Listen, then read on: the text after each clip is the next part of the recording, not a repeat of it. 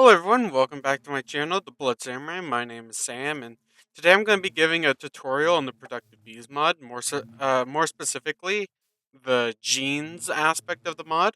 So, the three genes that we're going to be focusing mostly on is productivity, weather tolerance, and behavior. Don't question why I have a bee nest helmet. That com- that matters later on. Okay, I promise. I promise. It's not just for looks. It does have a functionality to it. Okay. So like I said, productivity, weather tolerance, and behavior. Those are the three that actually are going to matter when you're getting into productive bees. So when it comes to putting bees into a beehive, you'll want a simulator upgrade.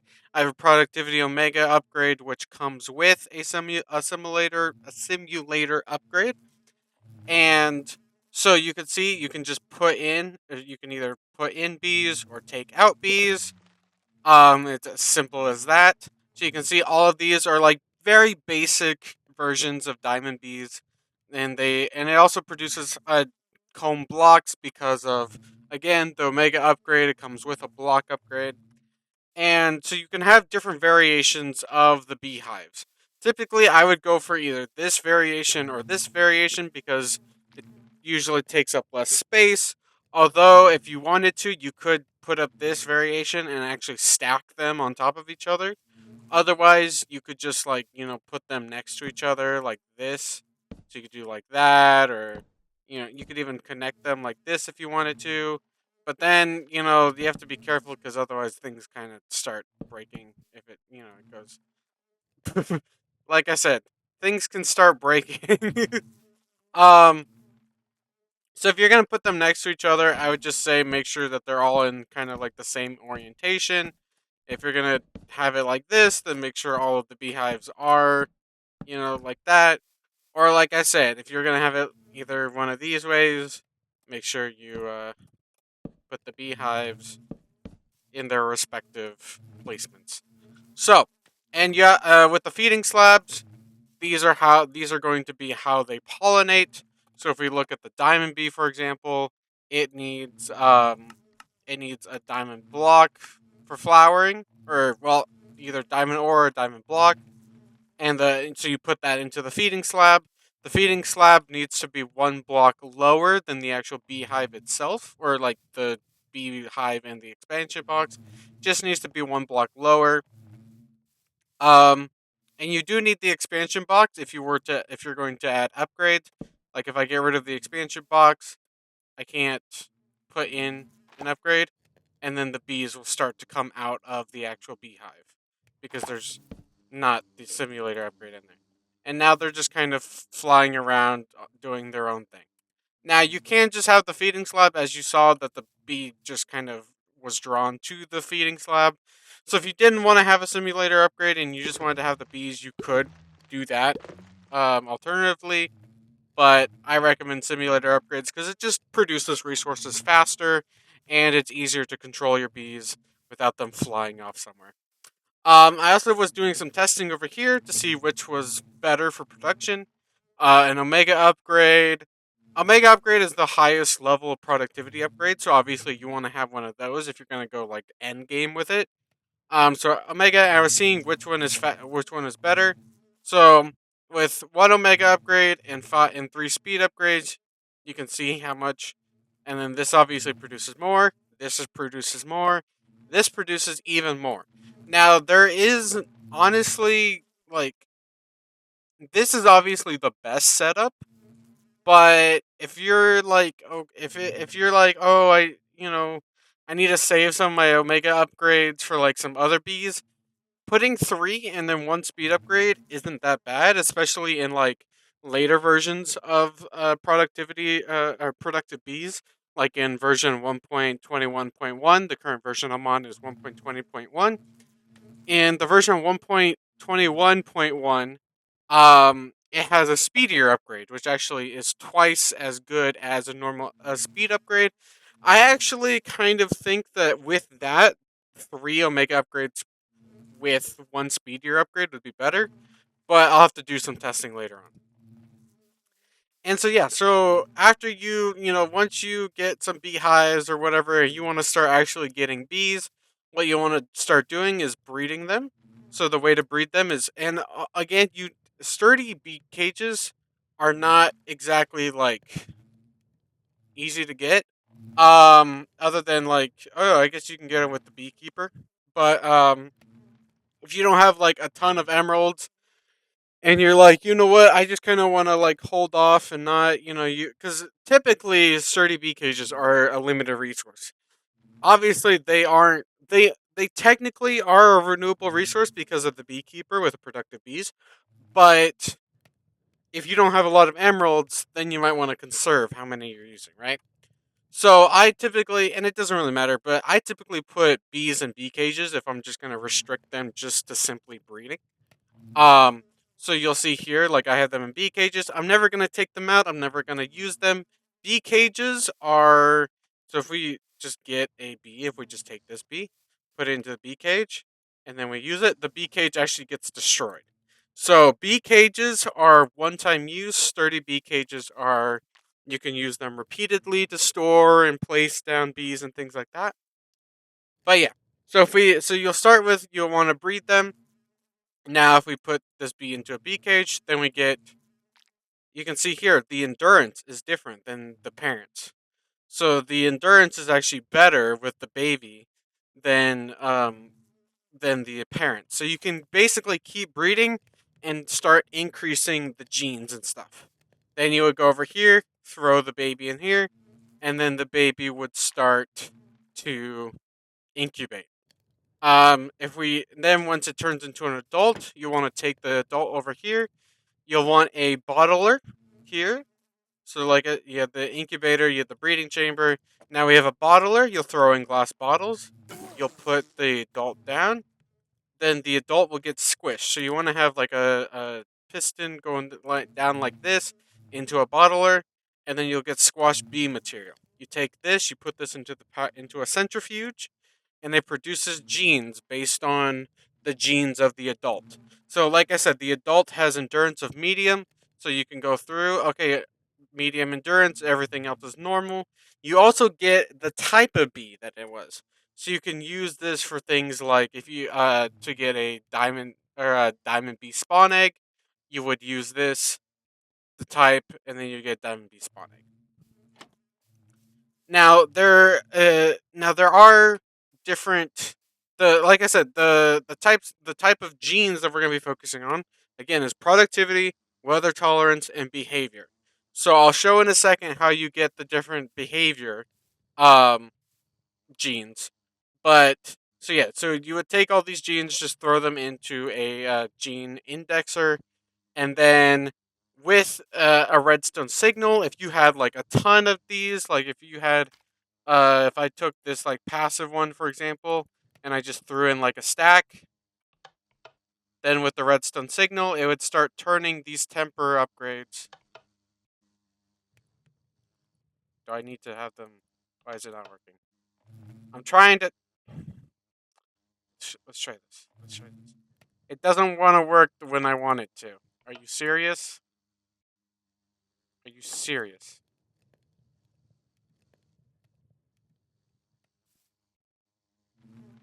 Okay. I think I'm just stupid. Okay. So yeah, so it'll start turning all of the genes into like 100% weather tolerance, but there's no weather tolerance. Basically combines the existing genes into 100%, and then it just keeps going and keeps producing it until until it's used up all the previous genes and it's just made a bunch of 100%. Then you and the percentage is really just what's the percent chance if you were to like combine this, like if I were to take this with a honey treat and then combine this and then put this onto a bee. Let's say the bee was aggressive, it didn't have a passive temper. What's the chance of it actually applying the passive temper to that aggressive bee? So, for example, with like kamikaze bees, they normally would have an aggressive. This isn't like a naturally spawning one, this is a little bit different. But it would normally naturally have an aggressive temper. So you could put this honey tree onto them to make them passive. With the percentage, this is obviously 100%, but if it was like 75%, then that would mean there's a 75% chance of changing it to passive, 25% chance that it does nothing, right? That makes sense, right? So with the reason that these bees are hooked up like this, right, attached to leads and stuff, is because this bee here is a diurnal bee. This one is nocturnal, and then this one is meternal.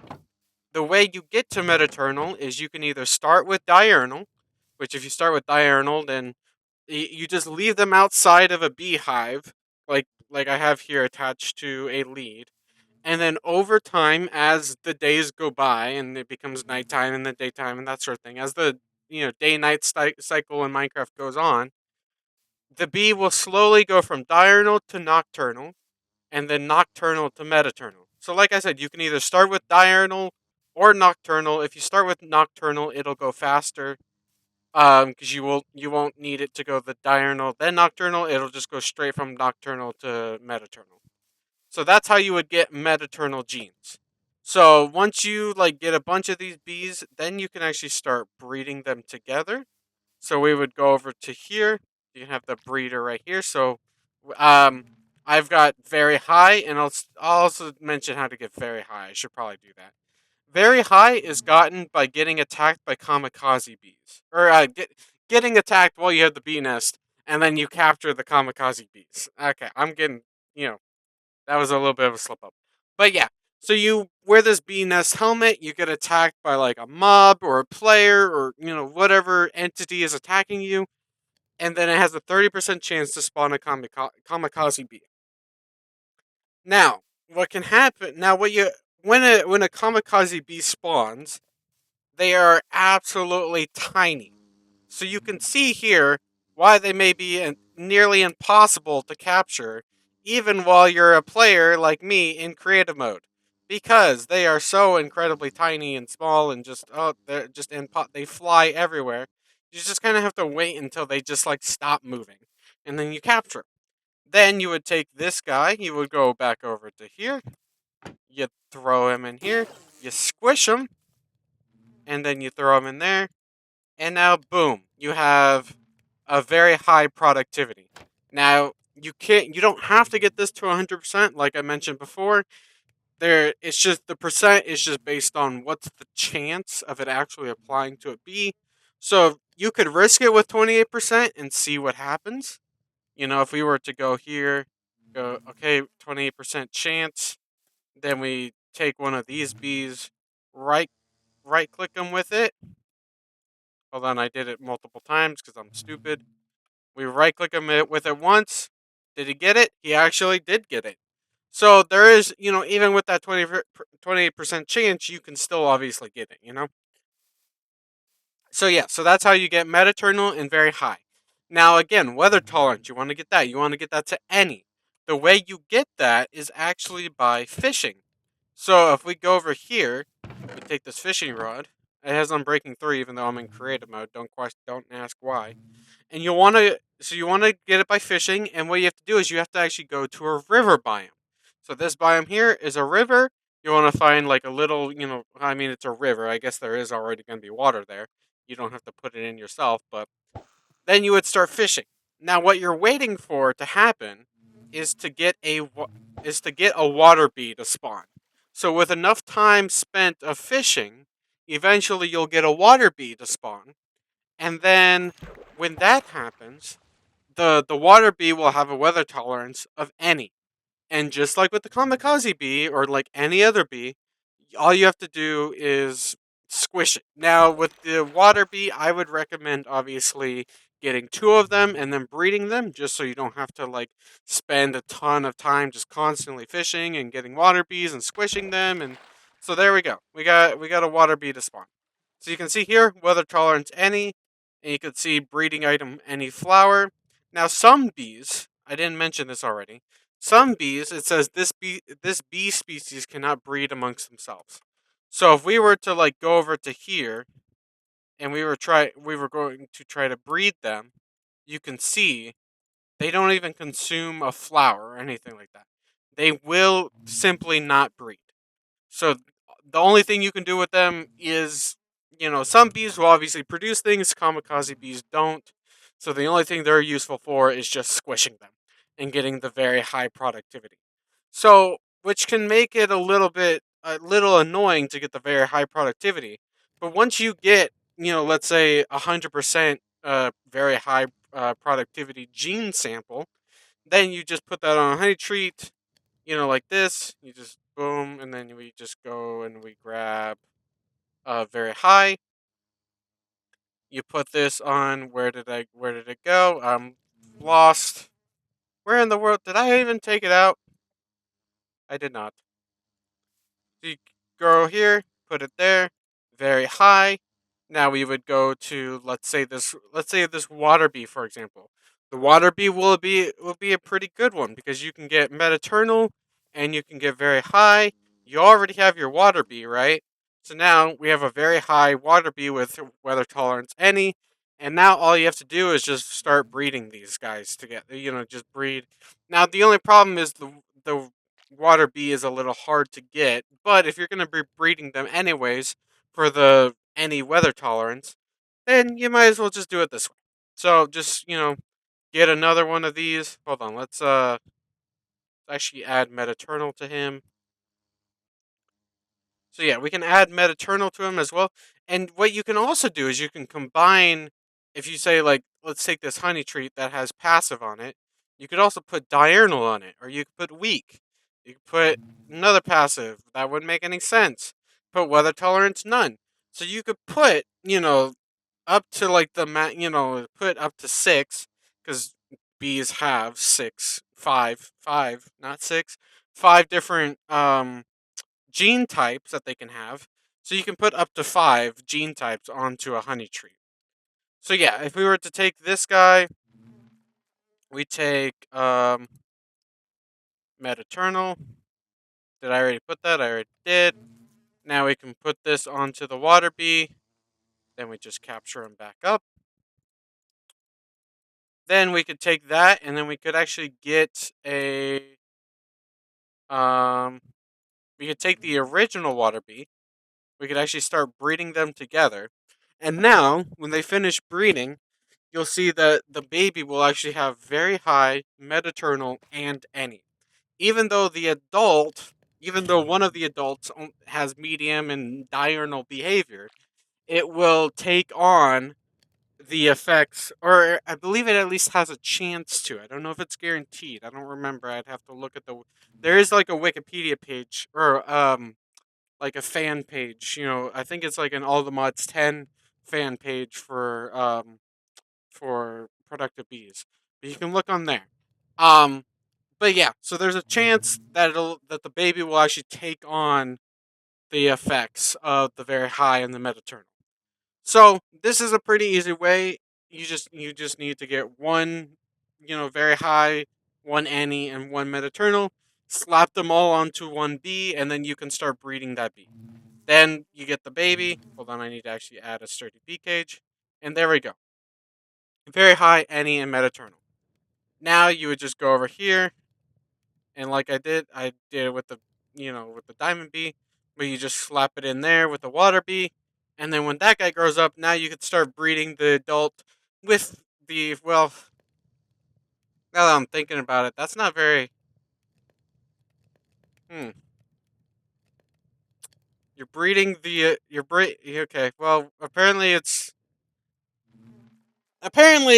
productive bee is apparently that the mod developer is from Alabama. I don't, I, it's whatever. Okay, we don't have to just if they're just bees and they're not people, then it doesn't matter. Okay, just don't do it. Just don't try with this in real life. Okay, don't try this at home, kids. Don't try this at home. Okay, it doesn't. It you don't get better genes by. Ooh, that's a really yeah. You won't. You'll get worse genes if you actually do that. Yeah, don't do it. Anyways, we're just gonna move on. I'm gonna end the tutorial here. I hope you guys enjoyed, and I hope it helps. Again, reminder: do not try this at home. Do not. th- This sort of breeding does not work in real life. I promise. Okay. But yeah, that's gonna be it for today's video. I hope you guys enjoyed. I hope this tutorial helps. If it did, please leave a like on it and subscribe to the channel. Mean the world to me. Doesn't cost you guys anything. And I'll see you guys in the next one. You guys take care.